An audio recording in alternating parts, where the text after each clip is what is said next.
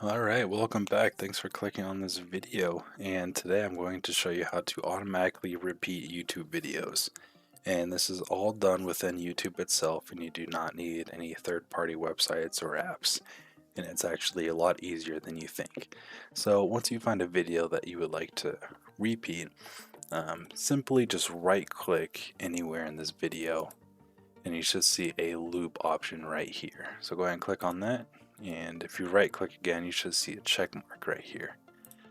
So now let's just go to the very end of this video just to see if it works.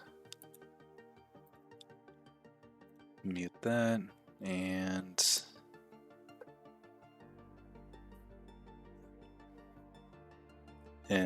there we go. And if you right click again, you should still see it being checked. And that is how you automatically repeat YouTube videos. So thanks for watching, and I will see you in the next one.